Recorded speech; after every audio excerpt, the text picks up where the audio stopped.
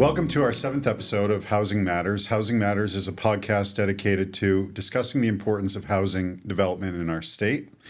The podcast aims to educate, inform the public about the significance of housing initiatives, the intricacies of development, and how individuals can secure their dream homes. And today, I am thrilled to have with us one of Pouliot Real Estate's own real estate agents, Max Ross. Max, thanks for being here today. Happy to be here. Thanks for having me. For sure. Max is a highly skilled and dedicated realtor with a passion for providing superior service to his clients. He's got a background in the hospitality industry where he honed his attention to detail and exceptional communication skills. And I think that those have been instrumental in helping you in your real estate career. Max is a resident of Midcoast and a father of 6 boys and has a deep understanding of the local real estate market. And he's dedicated to helping his clients find their dream home or get the best possible price on their current home when they're selling it. He takes a very personalized approach to each client and works closely with them to understand their unique needs and preferences.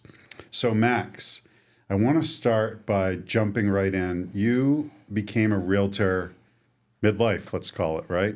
You had a background in the hospitality industry, so why real estate? Well, I think you can remember the conversation we might have had in my kitchen when we were talking about selling my commercial property. Yeah. And I had just gotten out of my last restaurant job, and I was working on flipping a house. And you had helped me just with some, like, printed some things that were listed. I said, hey, Matt, what do you think about this, this, and this? And you're like, yep, nope, stay away. Yeah. And then you kind of paused and you said, have you ever thought about selling real estate? And I said, yeah, maybe. And then I think about 3 or 4 months later, I called you up and said, hey, I got my license. Yeah, just out of the blue. I'm like, wow, he went for it. It's like, uh-oh, now I got to give him a job. Well, yeah, I mean, I do remember that. You were standing in the kitchen, and I was really struck by the level of attention to detail you had to, like, gathering information, to have really an objective approach toward moving forward with what it was you were working on. And that's something that we really value at Pouliot Real Estate, and we want to make sure people get the right service with the right information. And I'm glad that I had a little bit of influence, I guess. On that. I mean, I think without that conversation, we wouldn't be here. Or you still would be, but yeah. Yeah, I remember because you joined when we were still with Remax. We had a little office in the old post office in downtown Augusta, and branched out now to where we are here up the street. But you're OG Pouliot Real Estate, man. I love it. I like it. It's a badge of honor. Yeah. So, I mean, I'm curious. I mean, there seems to me to be a lot of parallels to the hospitality industry, particularly with customer service and so forth. But really, you've been at this now, 5 years? Yep. And we went through a once-in-a-lifetime, hopefully, crazy pandemic. We've seen interest rates go from 2.5% to over 7% at one point last year. We've seen median home prices in the state go from around $200,000 to $220,000 up now over $400,000. I mean, what's it been like being a realtor in this environment? It was almost like you don't know what you don't know, so it was normal for me. But I remember the shutdown was March, right? And we're all kind of looking around going, do we have jobs? What are we doing? Everything was so uncertain for everybody, but our industry in particular. And then when we figured out that, okay, we're now, essential employees, we still said, are people going to want to buy a house? Are they going to let people in? How am I going to show a house? Am I going to keep 6 feet away? Booties, masks, the whole thing. It was just... Yeah, I remember trying to go down wood stairs with the booties on. It was a little, someone's going to get hurt worse than COVID. Trying to get them on, put them off. Yeah, it was the Purell, the whole. I mean, we all had our challenges, but as it turns out, it was a real boom for real estate in general. I think Maine, in particular, at least for us, because people wanted to get out of the cities. Yeah. And they wanted to get to rural areas, and all of a sudden everybody wanted to live on a lake. Yeah. And Maine has, you know this more than I do, how many hundreds of lakes and thousands of lakefront. Yeah. And so it was super popular. Yeah. And I think at the time Maine was probably a little underpriced. Yeah. a little undervalued. And so when people from New York and Massachusetts came in with a lot of cash, and all of a sudden, the prices just started going up with the demand. And me being a new agent, I was working with 95% of buyers, which was incredibly challenging. And you, as a veteran agent, you were mostly a listing agent, so it's a tale of two different agents because your experience was vastly different from mine. Yeah. I have buyers going in, they see a house, they love it, they've got the financing or cash, whatever. It's listed at $350. There's 20 offers. Yeah. They're all over asking price. Yeah. No one's doing inspections. Yeah.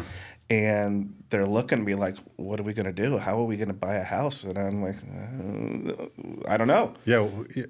Well, what did you tell you? Because eventually you didn't tell them I don't know. No. You told them something. Boy, at that point, you just kind of have to put your best foot forward. And, how bad do you want the home? Yeah. Saying I like to use is, do you want to put an offer or do you want to buy a house? Right. So how dedicated do you need to be? And so you learn how to get creative with your offers. You learn to figure out what the sellers wanted and vis-a-vis what the listing agents are looking for. Yeah. And then you craft your order accordingly and you start getting some accepted. Yeah. I mean, you have a very high success rate at getting your clients' offers accepted. I mean, how do you navigate that with them? I think it's just a lot of communication. Especially working with a lot of first-time home buyers, the whole process is new and foreign and really scary because this is the largest purchase they're making. They're talking about hundreds of thousands of dollars. And excuse me, just have to. Sometimes they have to lose a couple times before they really engage with us as agents and start trusting that we know what we're talking about. And once you kind of gain that trust and that rapport, and let them know, say, listen, we need to be here, here, and here. If we're not there, we're not going to get this offer accepted. And sometimes they don't listen in the beginning just because it's all brand new. But once you get that rapport with them, it seems to it gets fruitful. Yeah. Well, I mean, things have changed certainly a lot, even in just this last 5 years. But I'm wondering, when you're working with your buyers and they're looking for homes, what kind of feedback are you getting from them in terms of the challenges they say that they're facing? Is it affordability? Is it like just lack of options? Is it what is it? It's kind of all the above. The inventory issue has been around since COVID, and unfortunately, it's really not changing much. So right now we have way more buyers than we have houses to sell them, so there's a lot of competition. So it's making sure they have all their ducks in a row. They're ready to buy something when the opportunity presents itself. And then, of course, like I said before, presenting that strong offer to get in the mix. So for somebody that might be interested in buying their first home, let's unpack that a little bit. What advice might you give someone? Let's say they call and they're like, hey, I like 123 Banana Street. I want to go look at it. Seems to be a nice place from the pictures. Can you show me the house? I mean, what's next? I mean, the first thing that you have to do is talk to a lender. If you're not blessed with having the cash to purchase a home, you have to get pre-approved with a lender. And we can facilitate that with many of our partners in the community, or people have their own banks they want to use. But if you don't have a pre-approval, you don't have anything from a lender, you can't buy anything. Yeah. I mean, it's just that simple. Yeah. So you're maybe going to meet with them first time to get to know who they are and whatnot, and then beyond that. I shouldn't say that if you don't have a pre-approval letter, I'm not going to go in and meet you and show you the home, because it's a process. And a lot of times, you want to meet with your clients or your potential clients to just make sure you're a good fit. Yeah. Let them get comfortable with you and what you have to offer. And then a lot of times you have to help them find the lender. Yeah. But it's we're in sales, but I think we're really more into customer service because you can't give me a house. Right. Here's a 3-bedroom, 2-bath ranch, right? Max, I want you to go sell this house tomorrow. I'm not going to do it. No one's going to do that. It's not like going on a car lot and saying, hey, listen, we got to get rid of the Chevy tomorrow. Right.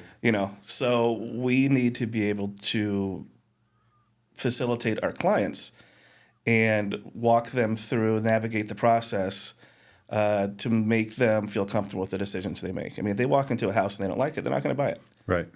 Right. Along the lines of things changing, of course, interest rates have changed. The environment in terms of inventory is still challenging. Not a lot of homes being added. We talk a lot about that on this podcast, what can be done to add more inventory so that further downstream where we're at, there's more to work with for our clients. But recently, there's been some pretty big changes in our industry, and a lot of that has to do with federal lawsuits that have occurred at the national level between the Department of Justice and some multiple listing services throughout the country, where they've essentially said, sellers should not be responsible for paying for the services of a buyer's agent. Now, in Maine, they never really have been. There's always been this bifurcation, but in many other states, they didn't have forms like we have in Maine, where when you list a property for sale, there's a page that says you're agreeing to pay X to somebody who's representing a buyer. And largely what would happen is they would be told, hey, that's X% to list your property, and then the company listing the property for sale would have any myriad of ways in which they would internally choose or have agreements with other people about how they were going to pay what. And a lot of times that was advertised publicly to see by other real estate agents. And now we can't, because of this lawsuit, show on the public-facing website to other real estate agents how much is being paid to a buyer's agent for commission. And so also with this change as a requirement for anyone who is a member of the National Association of Realtors, which everyone in our office is a realtor, which is a specific trade designation. We have to, when we first meet with somebody at a property, we have to have a conversation with them about becoming a client. And a part of the reason I share this, I know you know all this, but it's for our listeners that don't know. I mean, so how has that changed kind of some of the discussions going on? I actually think it's been really good. I think that it's something that we have done in our brokerage. Yeah. Maybe not quite as intentionally as we're doing it now. Yeah. But I think it's having these, and I don't want to say it's a difficult conversation, but whenever you talk about money and compensation, people kind of tense up a little bit and they back off. And I think it's great that we have the conversations up front. These are the fees for my services. This is what I can do for you, X, Y, and Z. You certainly aren't obligated to work with me. There's thousands of other agents out there. I think that I'm the best fit for you. But I think that transparency, and you get that uncomfortable, which could be sometimes uncomfortable conversation, and just be frank about what the expectations are, and then we can talk about diving deeper into these commissions and these fees and how they can be paid and who can pay for them, and how we can wrap this up into your deal to make it as comfortable as possible. But what we don't want is to sit down at the closing table and have them look at their fees and say, What's this? Yeah. Oh, this is my commission. No, that doesn't fly. Right.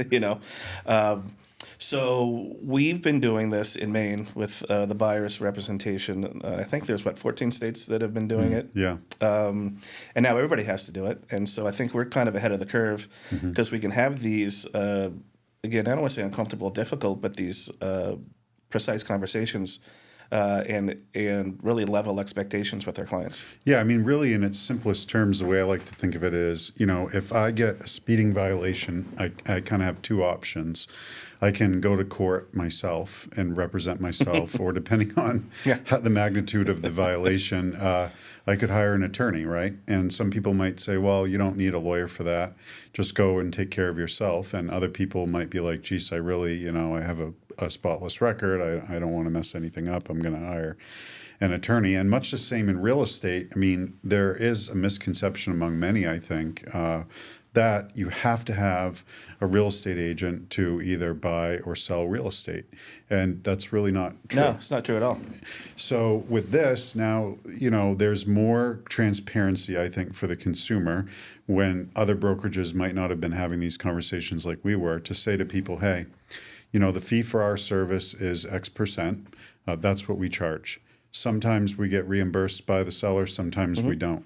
Historically, it was more like, we can help you. And then there was no conversation about the compensation with a lot of companies, because they would just default to what the seller was paying. And therefore, the seller, by default, through kind of a back, 6 one way, half dozen the other type of approach, was paying for those services, which was getting baked into their cost of selling the property. Right. And now, in some cases, some sellers, and we've seen this, I'm curious, I've seen it, and I'm curious if you have, that are like, well, I'm just going to pay for the service of listing my home, 4%. And I'm not going to pay anything to, and that's not a fixed amount. Every company charges a different amount. There are no fixed amounts in selling real estate. But let's just say it's 4%. And I'm not going to pay a percentage to another company or another buyer agent or whatever unless they ask me for it. Whereas before the conversation might have been something like, well, 6%, we keep 3, they get 3, or whatever it was, and so it was kind of baking it in. And I think a lot of consumers are having a hard time wrapping their brain around what the change was. And really at the end of the day, that's essentially it. If you want buyer representation, you're paying for that. In some cases, it will be reimbursed by the seller. In some cases, it won't. That's the way it's always been in Maine, but it wasn't that way in the majority of states.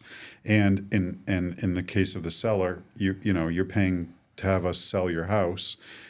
Part of that is compensating other agencies if you want or not. That choice is yours. We happen to recommend that we think it's a good idea, but ultimately it's a consumer's choice.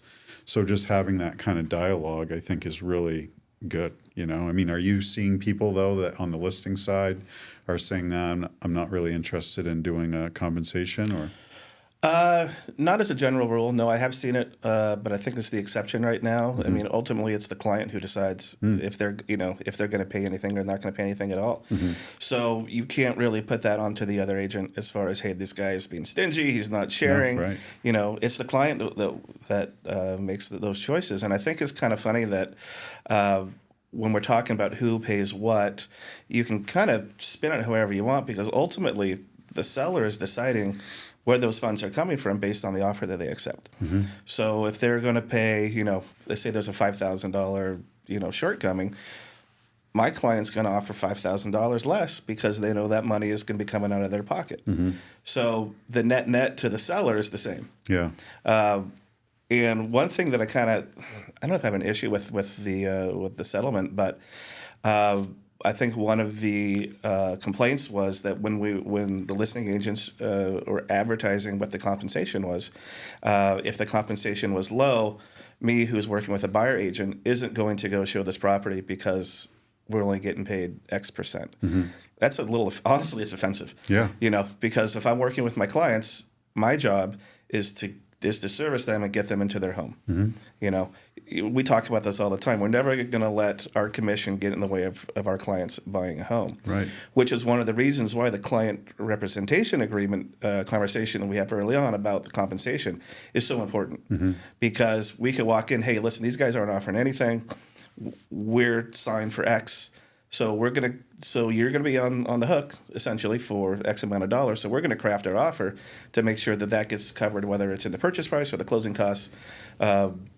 Asking for other type of compensation, but still there's a lot of different ways to go around it. Yeah, and the feds like Fannie Mae, Freddie Mac, the VA, rural development, all of this.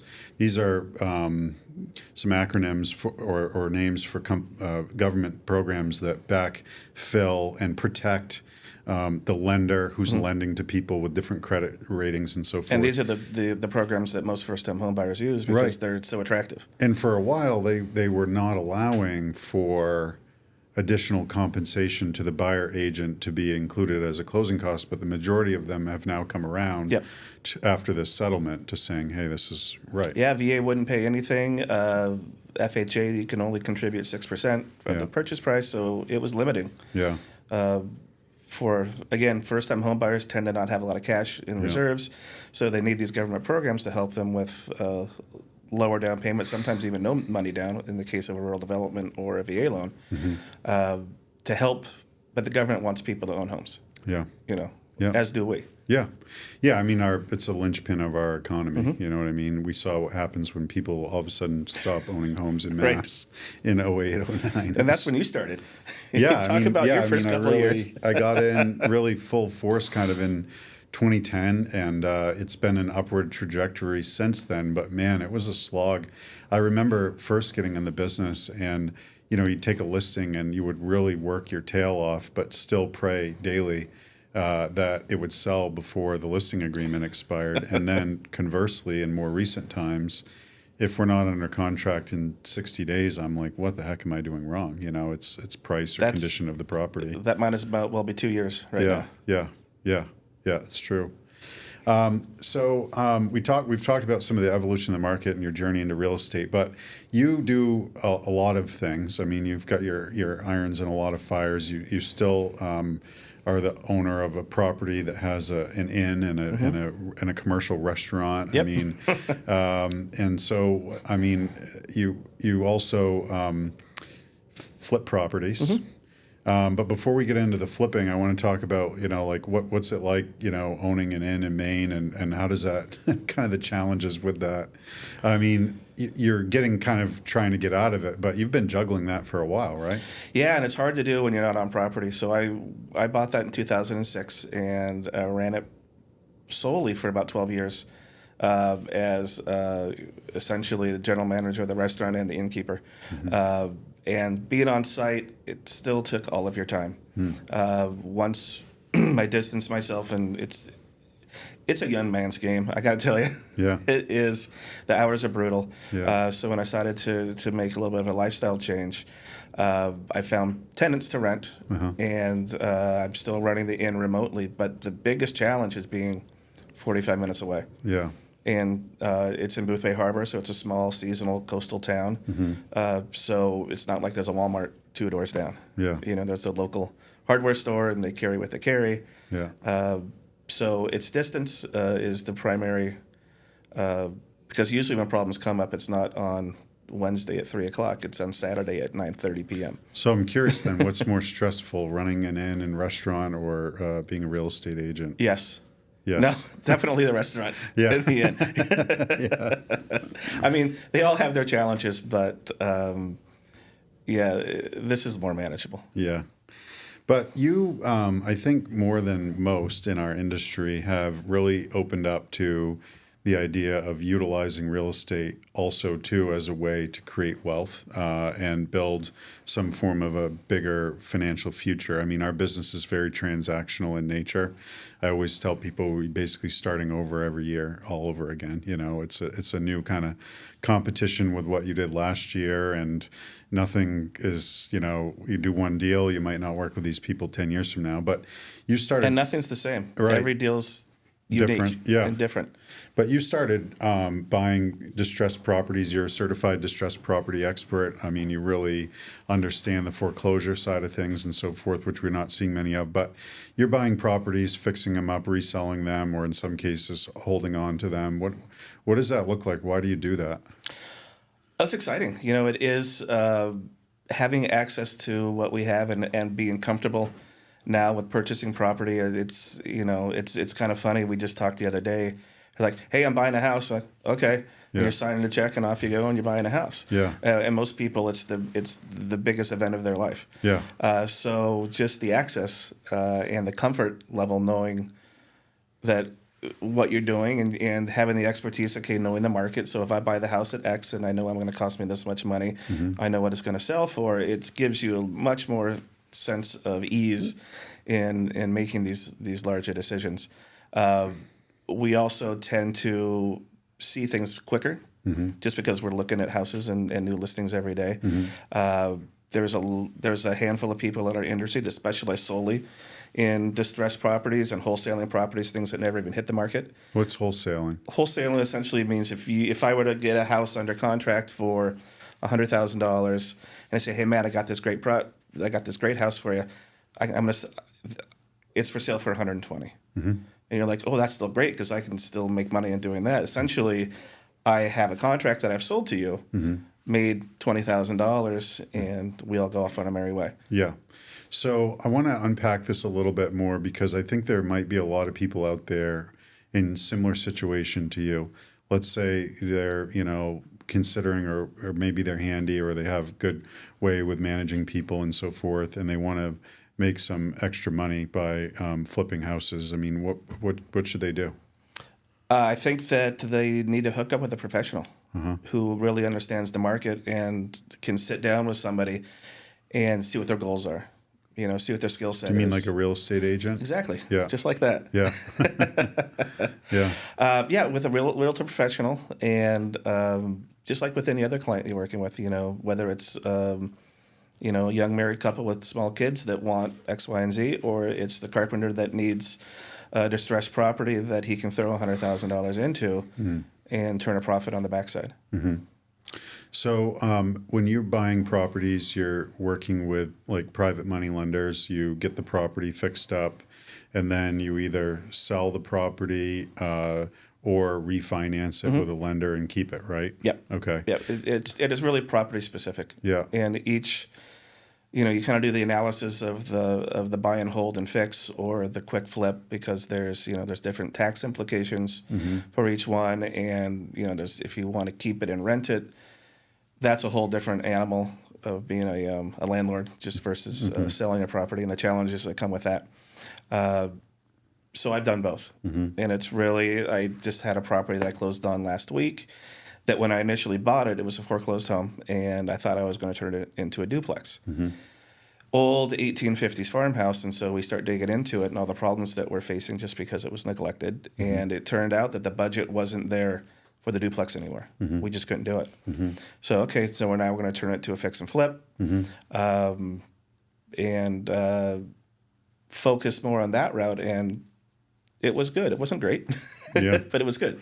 Yeah, I mean, you made some money on it, Yep. but more importantly, I think, I mean, I'm somewhat altruistic, I guess, but you took a property that was pretty dilapidated, that had a lower tax-based value for the community, and you really gave it a good facelift, not just with lipstick, but you went in and really upgraded systems and really did a lot of the heavy lifting to make. Yeah, we touched every surface, the furnace, the hot water, and speaking to altruism a little bit. Sitting across the closing table was a young gentleman, maybe 30, first-time home buyer, and was super stoked. He's like, "This is just what I wanted. I get in my first house, everything's done, it's fixed, it's great, it's where I want to be." And we created a home for somebody who was renting. Yeah. And he was just thrilled. Yeah. And so there's always the profit side of it, but I think a lot of the satisfaction we get is helping people. Yeah, definitely. Which doesn't always come through. Right. Yeah, I think that's an important point, because we talk a lot about the lack of inventory, and some of the lowest hanging fruit are these homes that we all drive by every day with a lawn that's 3 feet long, and the person left it to this trust or something, and they're out of state and they could care less about it. Like, you're going about in many ways freeing those properties up from bondage, if you will, and saying, hey, like, let's give you new life. Let's bring this back so that you can be used. And frankly, I mean, if we're being honest, it's probably some of the best development for the environment, because you're recycling an existing home instead of all of the energy that goes into making new raw products to be able to build a new home, which we definitely need more of. But you're recycling homes essentially. Yeah, and you can't build these homes for what we can buy them for. Right. You just can't. It's just prohibitive. Yeah. And then the price is out of line with what someone like that young man you were talking about might be able to afford. Oh yeah. Yeah.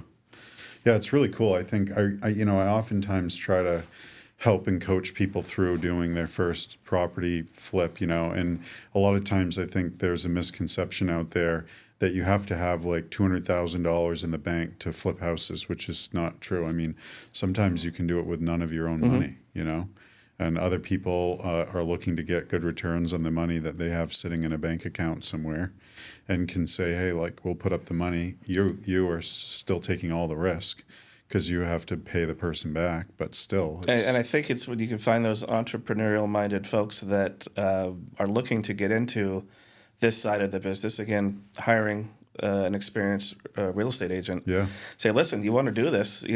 My carpenter that's working with me, super conservative, great carpenter, but he wants to do it. But he just can't quite pull the trigger. And so I'm coaching him, getting him some, listen, there are mechanisms out there. If it's the right product and the right project and the numbers all work out, we can do this. And we can do this with very little of your own money. Yeah. But it's do you want to, jump off the cliff. Yeah. Well, and I mean, I would argue in this environment where most data show that we need at least 80,000 more houses in the next 10 years to keep up with their growth projections, there's very little risk unless you run into issues that are just like unforeseen, that and which you have before, right? Sure, yeah. I mean, open up a proverbial can of worms, but you're like, oh, I guess we got to fix that. yeah. And you know, we've talked too, and you say, you know, some of the best money you've ever made are the deals that you didn't do. Yeah. Because you walk in and you're like, I can't do it. Right. I can't do it. I couldn't do this if you gave it to me for free. Right. You know? Yeah, it's true. I mean, sometimes there's more to be made by saying no than yes. But I think all too often many people get paralyzed and just say no forever because they believe that it's not for them or they don't have the tools or whatever, you know, or in some cases they're not willing to take the risk. And it's not for everybody because it certainly is a risk with these old homes. And you open up a wall and you know, any myriad of problems could be rot you can't see and foundation issues and flooding and yeah, you know, so you have to you're always waiting for that one. Okay, where's that $10,000 item I wasn't ready for? Yeah, but you too have also, I think more recently, I've seen you working on deals in a very creative way, in which you, like, I think this most recent one you did, there was some additional land in the back that you were able to split off to an abutter, which helped capitalize more of the project and make it a little bit more profitable. Thinking about, well, I think a lot of real estate agents and certainly the general public don't think about land in the sense of like being malleable and being able to be something different than what it is, you know? Yes, using every part of the animal, if you will. Looking at this property and knowing how hard it is to find developable land. And then we happened to have an abutter that was doing some development as well. And so it was literally walk over, hey, what's going on? How you doing? Nice condos. I've got this. And it just started with an organic conversation. Mm-hmm. And, it was win-win for both sides. Yeah. But when I bought the property, I had no intention of doing anything with the parcel of land that we're talking about. Yeah. It just was an oversized lot in Gardner. Yeah. That's cool. I mean, I think part of this is, wanting to also encourage, other real estate professionals to think about what is our role in housing creation. Like we have a duty to be fiduciaries to our clients and to serve the public in a professional manner with the best customer service possible. Mm-hmm. But at the end of the day, you can only resell things so many times. Right. Like if we're not making new places for people to live, like it's kind of like taking out all the lobsters and never putting any back with eggs, or Sure. Eventually you're going to have no lobsters. Yeah, no, it's it's important. It's important to try to develop, more houses for people. And, the very small little portions that we do, it's a nice cause and effect, I think. Well, I mean, let's say you're doing 3 houses a year on average, maybe, and let's say there's 1,000 agents that decide in the state, hey, they want to do this too. That's potentially 3,000 more homes. Without, even if people are focusing on fix and flips, without having to build a new home. Yeah, I mean, and they're out there. I mean, we drive by the houses every day that have been sitting, and they're getting worse and worse, and the flaking paint, and the roof's doing this, and yeah. If you what would you do? Because the audience, I think, might be able to learn from this. I mean, are there any methods that you might use or consider if a home is vacant but it's not publicly listed for sale? I mean. Oh, sure. I mean, there's public resources out there to figure out who owns the property. Yeah. Google can get you just about anywhere. So if there's something that I was driving by a bunch of times and say, hey, listen, it's just sitting there. Let's find out who owns it. Let's see if we can contact them. Like at the public tax records or something. Yep, absolutely. Yeah. Get the deeds and see who's on there. And if someone didn't want to do all that work, is that something that you would do that's something for we them? could. Yeah, absolutely, 100%. Yeah. You've done a number of fix and flips, and not all of them have been home runs, but some of them have been like grand slams. I mean, can you explain about what that's been like, what you've learned through the process? Yeah, every project has its own challenges, but it also has a good lesson to be taught. The first house that I did was in Oakland about 6 years ago, and I made the mistake of thinking I could do all the work myself. So this 3-month project turned into a 10-month project, and thinking that I knew more than I did. You know, and that, I can put a window in, and realizing that I was, in some cases, out of my element. Then you have to backtrack. You have to bring professionals in. Professionals are there for a reason, because they're good at what they do, and they cost money. So, doing the job twice. So that project was a big learning experience. Didn't lose money, but I think after taxes, I might have made a cup of coffee or two. That was about it. But School hard knocks isn't cheap, huh? it was, but it didn't discourage me, but it made me more cautious, because I think we kind of ran into that one, guns a-blazing, we can do it, a little bit of arrogance, and it humbled. It humbled me a little bit, and it was a lesson learned. Moving into the project we were talking about more recently, people ask, well, why do you want to buy these houses, or what are you looking for when you're looking at these flip houses? And a lot of it is what I'm looking for to make me not want to buy it.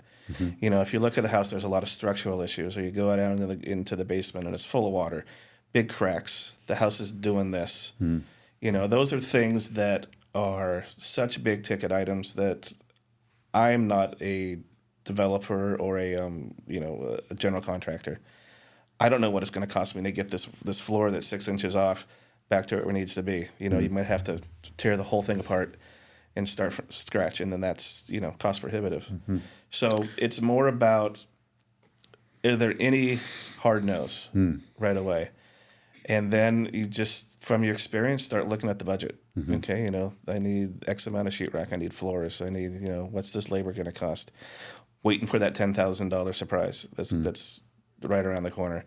And then adding 20%, because inevitably you're going to be over. So in a sense, I like to work backwards. The first thing I do when I look at a property is like, what can I sell it for? What's the market going to bear? How long is the project going to take? What's the budget? If there's a hard money lender involved, that comes with a cost too. So factor everything in. Also factor in, if you're selling short term, you're going to pay there's be a big tax bill at the end. Yeah, like 30%. Yeah, so you got to get all these things in, and then see what's my time worth. Yeah. But it sounds like, in listening to you, that you've kind of evolved your approach to begin with the end in mind, with what the final sale price is, and then factor in that you're hiring professionals, other people to do this. Not it's Max Ross hanging all the drywall and painting all the walls and putting in all the flooring. Of course, you could do that, and I think that a lot of Maine people think it's their general nature to want to do everything themselves, but that takes more time. Yeah, and time has value. Money. Yeah, right. Yeah. So once you factor in having other people work on this, by the way, we haven't even talked about all the jobs you're creating every time that you do this. Obviously there are a lot of people are busy, certain trades, but other trades are really desperately still even looking for work, and by having a project like this, it keeps them busy. So, sounds like begin with the end in mind, come up with your budget, have a plan, and be willing to pay the price that it costs to hire professionals. Or if the numbers don't work in that fashion, move on to the next one. Sometimes, yeah, it's key. I mean, that's everything. It's having a good team in place. Yeah, like all things. To be successful, you have to have a good team. Yeah, good professionals working on it helps speed it up and have better product in the end, and less headaches, hopefully. Max, I'm super curious, Max. Not everybody decides to get into investing in real estate. I mean, what's your background? What's your life experience been like, and why did you decide to do that? It's kind of funny you asked me that, because at the time I didn't know that I was learning about it. But my father, in particular, would buy and sell homes, and it wasn't necessarily as an investment. He was an airline pilot, and so he was in the Bay Area. In the 70s and 80s, and then moved up to Seattle right before the big boom up there. But he would buy a home, fix it up, do what needed to be done, and then through the process of his job would sell it. I didn't know this about your dad. Yeah, it was interesting. So he's passed a while back now, but he probably has owned 10 houses in my lifetime. Wow. And each one, and one thing that was taught to me, and I didn't even know why it was being taught to me, is that every house that they bought, whatever they did, they thought about the resale. It was always about the resale. And I think the last home that he sold, it was in Arizona for $3.5 million. Wow. Right. And and talking about starting the home in Seattle was probably, gosh, back then probably $250,000. I mean, it was still a lot of money. And that was just strictly from proceeds from the previous homes. I love that you brought this up because we've talked about this on other episodes, but this notion that people always want to start at the finish line as opposed to starting here and working their way down the field, And so for many people out there, particularly, I'm curious, I mean, do you ever work with buyers who are like, hey, I want this, and you're like, well, hey, realistically, your approval is for this, so we're only going to be able to get this. But, you might want to consider getting this in time, upgrading the kitchen or upgrading the bathroom or whatever. Then you can sell it for more. You're not taxed on the capital gain of your primary residence, which a lot of Americans don't know that. It's one of the only ways to make money in the U.S. without paying taxes. Right. You're up to $250,000 for an individual, or $500,000, I think, if you're married filing jointly. So you could potentially buy a distressed property, like something that needs work, as your first home, fix it up, live in it for a while, sell it tax-free, take those proceeds, and get a bigger, better home. I talk about this daily with clients. Okay. More so to the fact that when we're looking around and they're asking for my opinion, and if there's something that is a detriment to the home, I'm like, well, listen, you guys might be able to live with this, but when you go to sell it, this is going to be an issue for the next person.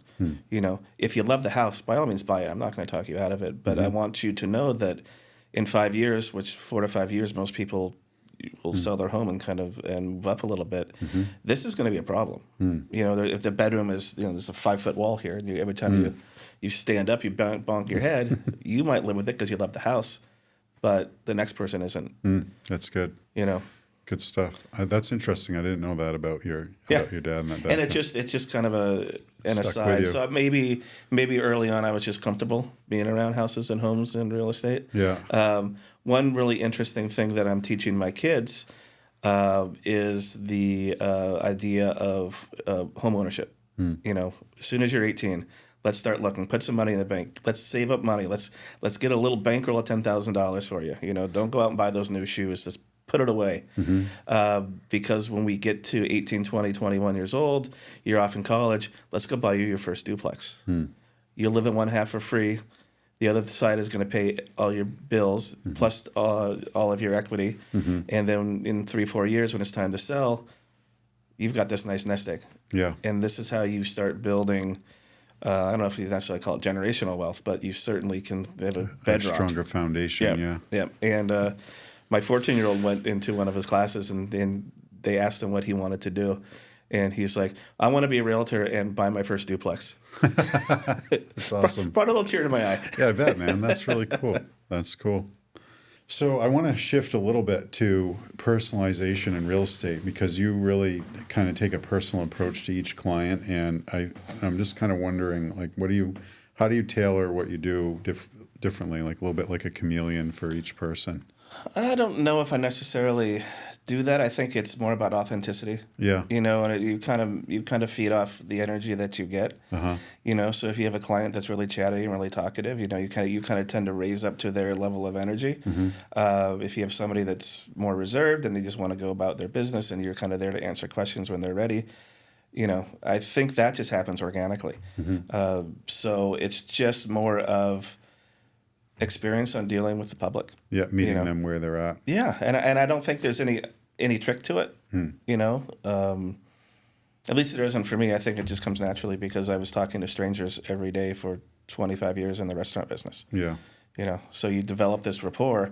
You have this hour-long relationship with the people that you're taking care of. And some people are great and super happy. Some people are grumpy and miserable. And you learn how to deal with all of them, because your job is to make sure they're having a good time. And I think that really translates into what we do. We're not there to entertain, but we're there to service what their needs are. Yeah, no, that's key. I think it's great. So 6 boys, varying ages. I mean... Blended. Yeah, blended. I mean, how do you juggle all this? It's funny. We just do it. Yeah. When we make dinner, we're cooking in the summertime anywhere from 12 to 14 people. And so when we have a group over, people are like, wow, this is a big undertaking. It's like, no, we do this every Sunday. But it is a juggle because all the kids are involved in sports and after school activities. We don't work a 9 to 5 schedule. Luckily, my wife does, so there's a little bit of stability there. But they've kind of been trained to understand what I do, and it's funny when the phone rings at 6:30. It's like, everybody shut up. This is a client. Yep. Or when like I utilize Zillow to get some leads. So when people go on Zillow and they click on they want to see a house, we as agents can pay to advertise. So that's how we get contacted with new people. It's just one way. Mm-hmm. So I know when a Zillow call comes through, and everybody just zips it, right? They know Max means business. They'll even get up and grab the phone for me. Really? Yeah. Wow. If I'm just away or doing something in the kitchen, cooking or something. So we got them trained. So they understand. They understand that this could benefit them for answering this phone call as well. There's a financial benefit to shutting up right absolutely. now. That's interesting. That's cool. Well, as you know, people listening to this wouldn't know, but my wife and I just had our first child, and he's only a month old, so we don't have him trained at all to be quiet when Dad has to take a phone call. I've been on the other side of that. So we've talked about a lot of different things today, but I'm curious if you were to wave a magic wand and see something change in the main real estate landscape, what would it be and why? I mean, other than building those $80,000, that'd be great too, wouldn't it? Yeah, right. $80,000 units. We would crush it with $80,000 units. Yes. The phone would not stop ringing. Yeah. I think the inventory is an issue, and it's all. I think it's going to be an issue for the foreseeable future. Mm-hmm. But seeing the Fed just yesterday, lowered interest rates, and I think that's been a big thing holding people back this year. It's been a really interesting year for us, for just our volume, for our sales. It's been a real kind of roller coaster. Mm-hmm. In past years, coming out of COVID, it was a pretty straight line. You could predict the market in Maine. It's kind of a bell curve. It gets really busy in the summer, and then it falls off in the winter months. Mm-hmm. But this year has been different. I think we've all felt it. It's feast or famine, and then you get really, really busy. And then you kind of, okay, I got a little bit of time in my hands. Mm-hmm. Maybe let's go look for that next flip or try to see if there's somebody out there that needs help. But I think interest rates are going to get people back off the sidelines because now they can afford more. Mm-hmm. All indicators of those can continue to go down. Mm-hmm. Where they end up, we don't know. There's a difference of opinion. Mm-hmm. So I think it's just, kind of stay the course as us as professionals, keep doing what we're doing, keep fostering those relationships, taking care of our clients, and they'll come back. Yeah, definitely. I think it's interesting you mentioned there, too, about interest rates. I'm curious to see, my hypothesis is that prices will continue to increase slightly. I mean, appraisers at one point were carrying about 2% per month increase in valuation in Maine, and there's been a lot of pushback from the underwriters and so forth on that. Appraisers seem to be ratcheting that down to like between 0.5% or 1% appreciation. But still, I mean, inflation at its highest was somewhere around 8 to 9%, yet inflation on housing was anywhere from 20 to 25% annually for the last couple of years, which is just not sustainable. I mean, even last year, which they had predicted was going to be a flat year, we were, up 9%? Yeah. Yeah, and a lot of that just has to do with what we've talked about a lot in this episode, which is inventory. I mean, you're doing your small part, which I don't think is, it's not to be discounted. It all adds up, and I think there are some out there with skill set that could maybe do more. But a lot of times people just kind of sit around complaining about what should be better or whatever, as opposed to getting out and doing. Sure. I've always admired that about you. You're a doer. And I think that until we have more people like yourself coming to the table saying, hey, I can make a little bit of money doing this. Yes, it's more work. It might mean a little bit less free time, but I'm contributing toward this bigger picture, which is more housing availability for people, more inventory, and also making some money at the same time. It's not a charity. No. So, I mean, at least you hope like it doesn't turn into one. Yeah. Yeah, no, I think, but without that inventory, I think prices are going to still continue to rise, and maybe even more so with rates going down because people are more emboldened to I mean, make offers. it's supply and demand. You know, Yeah. and that's what drives the prices in the market. And if someone's willing to pay this amount of money for this house, and that's what it's worth. Yeah. So someone out there listening, thinking, "Gee whiz, I would love to be a real estate agent." Good idea, bad idea, indifferent. Yes, both. Yes, both. It's great. It's fabulous. For me, it's been life changing. Yeah. But not without its struggles. You know, it is. You don't just get your license and go and start making money. You know, you and I had the conversation. That was about 6 months in. I remember this. We both remember this very clearly. I looked at you. I'm like, Matt, I got to get a job. Yeah. And then literally the next week, I started getting busy, you know, so the prospecting and the cold calls and the mailers and those little things that we do that we get in the mail and we look at it and we throw them away. Well, 2 out of 10, 1 out of 10 might not, you know, and so that starts bearing fruit, and then it just slowly builds. After a couple of years, I get phone calls from past clients. Hey, listen, we want to sell our house. You did such a great job for us before. And that is how the process works. Yeah. And it's incredibly rewarding. It's affirming knowing that I had an impact enough on a past client that they're going to trust me to sell their most prized possession. Yeah. You know, so as much as it's a business, it's a little bit more. Yeah. That's one thing that I do love about our business as well, is that we are involved in, you know, in many ways providing for helping maintain security for people, which is critical to human survival, because they have a place, you know, where they can keep their things. I mean, I think about people who are homeless, right? Like they want to go to do a job interview. Where are they going to take a shower? Where are they going to put on something presentable to go do that? You know, it's just, even at its most basic level, such an intrinsic and core part of who we are as humans. You know, being involved in that is really special. Well, Max, it's been fun doing this with you today, and thanks for all you do to continue to serve our clients with high service and exceptional professionalism.